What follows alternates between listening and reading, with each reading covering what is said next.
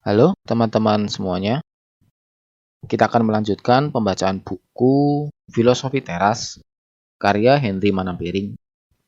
Kali ini kita akan memasuki bab ke-11 tentang kematian. Namun sebelum saya bacakan bab ke-11, saya mengingatkan saja bagi teman-teman yang mau dukung channel ini, silahkan subscribe, like, dan komen, serta share. Dan juga bagi teman-teman yang memiliki rekomendasi buku untuk dibuatkan audiobook, silahkan tulis saja di kolom komentar. Oke, langsung saja saya bacakan bab ke-11 tentang kematian. Film Coco adalah salah satu film produksi Pixar favorit saya. Dia menjadi favorit saya karena mengangkat tema yang tidak biasa untuk sebuah film animasi anak-anak, yaitu kematian. Film ini mengambil latar belakang tradisi hari kematian, Dia de los Muertos, dari budaya Meksiko. Pada hari kematian, warga Meksiko berkumpul untuk mengenang teman dan keluarga yang sudah meninggal. Yang menarik, suasana hari kematian justru lebih ke perayaan sukacita yang meriah dan jauh dari kemuraman dan kesedihan. Film Coco pun menggambarkan petualangan tokoh utamanya, Miguel, dengan penuh keceriaan, keseruan, dan tawa. Ini sangat kontra dengan bagaimana saya mengenal konsep kematian sebagai sesuatu yang menyeramkan dan mengerikan. Kematian identik dengan hitam, kelam, dan ancaman siksa neraka. Selain itu, orang-orang pun terobsesi menghindari kematian sebisa mungkin. Sebuah filosofi hidup tidaklah lengkap jika tidak menyentuh topik yang sering dihindari banyak orang. Tetapi, toh tidak mengubah keniscayaannya, kematian. Bagaimana para filsuf Stoa menyikapi kematian? Bagi Stoicisme, kematian bukan sesuatu yang menakutkan, karena ia adalah bagian dari alam atau nature. Jika kita dianjurkan untuk hidup selaras dengan alam agar bisa bahagia, kematian sebagai bagian dari alam bukanlah sesuatu yang menakutkan, bahkan seharusnya bisa membahagiakan. Segala ketakutan manusia akan kematian disebabkan bukan karena kematian itu sendiri, tetapi anggapan dan gambaran kita mengenai kematian. Jika gambaran kita mengenai kematian adalah sesuatu yang menakutkan, reaksi kita pun menjadi negatif dan ingin menghindarinya. Sebaliknya, jika gambaran kita akan kematian bukanlah sesuatu yang menyeramkan, kita pun akan lebih tenang menghadapinya. Bagi Stoicisme, gambaran ini dibentuk oleh interpretasi kita sendiri, dan bukanlah kematian itu sendiri. Berkaitan dengan kematian, sejak dahulu manusia terobsesi dengan umur panjang. Lagu Selamat Ulang Tahun Indonesia juga dimulai dengan panjang umurnya. Di dalam Stoicisme, yang penting bukanlah umur yang panjang, tetapi seberapa berkualitas hidup yang kita miliki. Life is long if you know how to use it. We are not given a short life, but we make it a short, and useful of it. Seneca on shortness of life. Hidup ini panjang jika kita tahu bagaimana menggunakannya.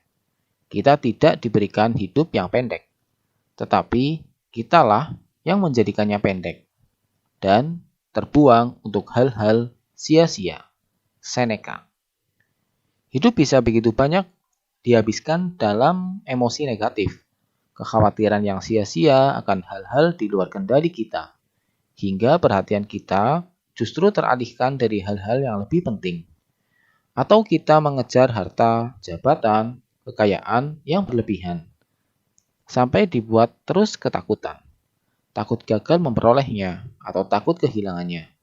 Hidup dihabiskan dengan terus-menerus memikirkan opini orang-orang yang tidak seharusnya diberikan porsi banyak di dalam hidup kita, dan seterusnya. Seperti kata Seneca, yang jadi persoalan bukanlah panjang dari hidup itu, tetapi kualitas dari hidup itu sendiri. Percuma kita diberikan 100 tahun kehidupan jika isinya hanya cemas, khawatir, iri, marah, mengejar hal-hal di luar kendali kita. Dan kita tidak mengasah kebijaksanaan, keberanian, menahan diri, dan keadilan. Kesia-siaan kenangan. Banyak orang terobsesi bukan hanya dengan harta dan kekayaan selama hidupnya, tetapi juga ketenaran. Begitu banyak orang ingin agar namanya terkenal dan dikenang seluruh negeri. Kalau bisa bahkan sampai ke luar negeri. I have to become somebody. Saya harus dikenal dan dikenang orang, apapun caranya. Ada yang menempuh jalan menjadi artis, mungkin ada yang melalui jalur politik, atau menjadi populer di media sosial, menjadi selebgram atau YouTuber. Banyak orang mendambakan bahwa namanya akan terus dikenang, bahkan sesudah mereka meninggalkan dunia ini. Stoicisme mengajarkan bahwa ketenaran sesungguhnya adalah hal yang sangat sementara sifatnya, dan karenanya patut dipertanyakan apakah layak dikejar mati-matian. Orang-orang yang sangat menginginkan dikenang sesudah mati lupa bahwa mereka yang akan mengenangnya pun akan mati juga. Dan begitu juga orang-orang sesudahnya lagi. Sampai kenangan tentang kita diteruskan dari satu orang ke yang lain bagaikan nyala lilin. Akhirnya meredup dan padam. Marcus Aurelius Meditation.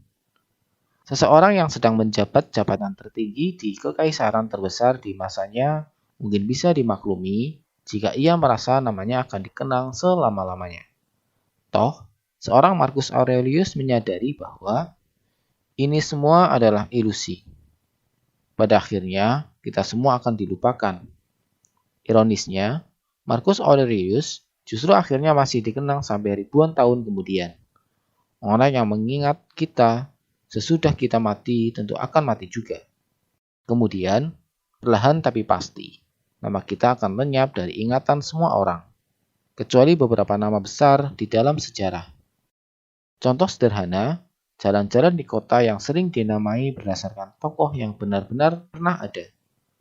Berapa banyak dari jalan-jalan bernama tokoh itu yang kita ingat kisah hidup tokohnya, selain bisa mengeja namanya saja. Kematian sebagai bagian dari alam. Hidup selama 5 tahun atau 100 tahun apa bedanya? Dan untuk diminta keluar dari hidup bukan oleh tiran atau hakim tak jujur, tetapi oleh alam yang juga mengundangmu masuk ke dalam hidup dahulu. Mengapa kematian begitu buruk? Bagaikan manajer panggung yang menurunkan tirai dan diprotes sang aktor.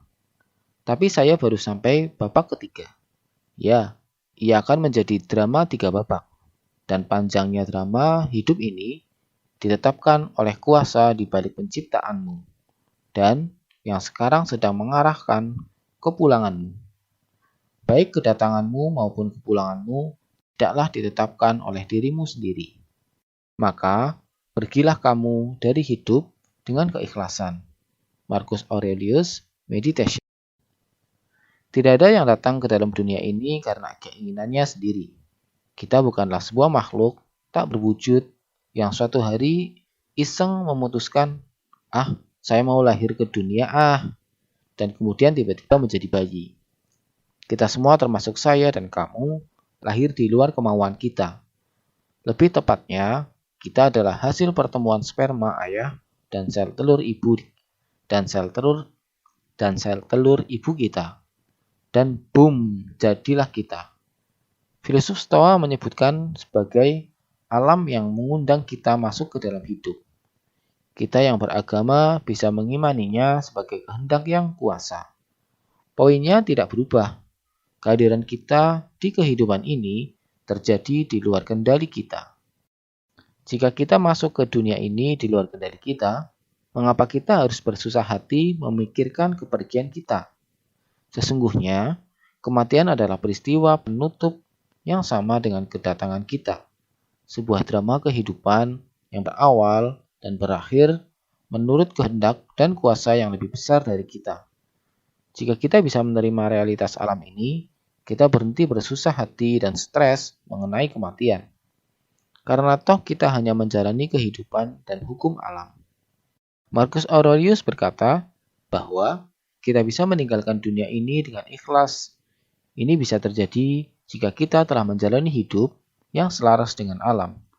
Kehidupan yang terbebas dari emosi negatif, ketakutan, kecemasan, kemarahan, dendam, iri hati, dengki, nafsu, memiliki, keserakahan, dan banyak lagi.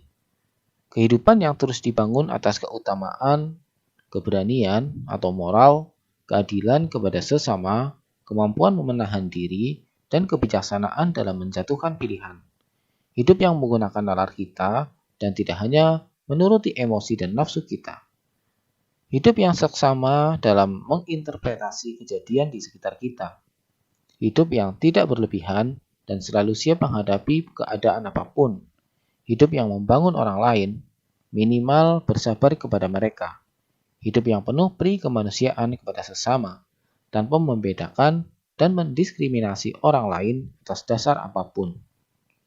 Jika seseorang bisa terus berusaha menjalani hidup seperti di atas, para filsuf Stoa percaya bahwa kapanpun hidup kita harus berakhir, sesungguhnya kita sudah menjalani hidup yang baik dan kita akan pergi dengan ikhlas. Humor khas filosofi teras. Saya akan mengakhiri bab yang gelap ini justru dengan menunjukkan sisi humor dari filsuf Stoa. Saya harus mati. Jika sekarang saatnya, biarlah saya mati sekarang.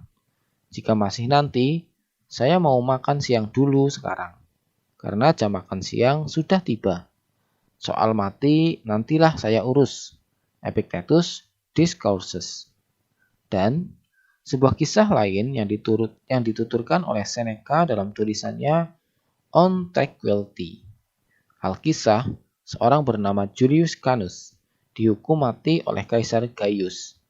Selama 10 hari menunggu hukuman. Canus tetap tenang, tidak gelisah sama sekali. Ketika akhirnya pasukan menjemput Canus untuk dieksekusi, ia sedang bermain catur. Saat dipanggil kepala pasukan, ia menghitung bidak caturnya dan berkata kepada lawan mainnya, kalau gue udah mati, lo jangan ngaku-ngaku menang di permainan catur ini ya. Kemudian, Canus menoleh pada kepala pasukan. Kamu jadi saksi kalau saya sebenarnya sedang menang ya. Teman-teman Canus meratapinya.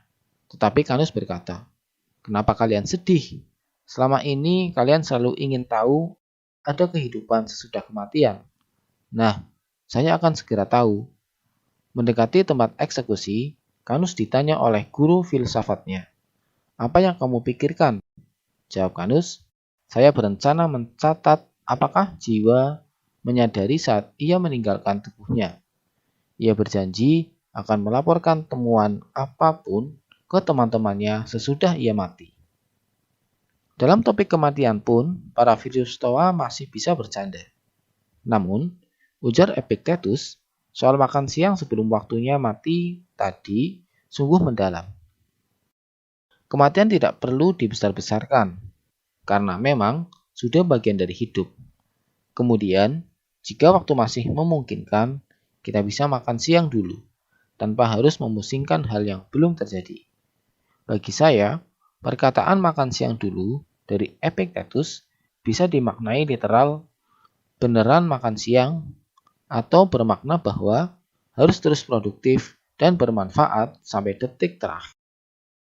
Begitu juga dengan kisah Seneca mengenai Canus, bahwa kematian yang sudah dekat jangan dibiarkan merebut kebahagiaan sesama hidup, sampai momen-momen terakhir sekalipun. Jika perlu, kematian bisa dijadikan kesempatan belajar yang baru, seperti Canus, yang tertarik mengetahui apa yang dirasakan jiwa saat meninggalkan tubuh ini. Apakah kita masih takut akan kematian? Pilihan itu sepenuhnya berada di tangan kita. Intisari bab 11. Pertama, segala sesuatu yang selaras dengan alam adalah baik, termasuk kematian. Kedua, hidup bukan soal panjangnya, tetapi soal kualitasnya. Dan terakhir, hidup yang selaras dengan alam menggunakan nalar menjalankan kebijakan dan membawa hidup yang baik, baik hidup yang pendek sekalipun. Demikian pembacaan bab ke-11 buku Filosofi Teras karya Henry Manampiring. Dan selanjutnya kita akan membacakan bab ke-12 yaitu penutup yang akan saya bacakan di video berikutnya. Terima kasih teman-teman yang telah menyimak video ini dan silakan dukung dengan subscribe, like, dan komentar. Terima kasih. Sampai jumpa di video berikutnya.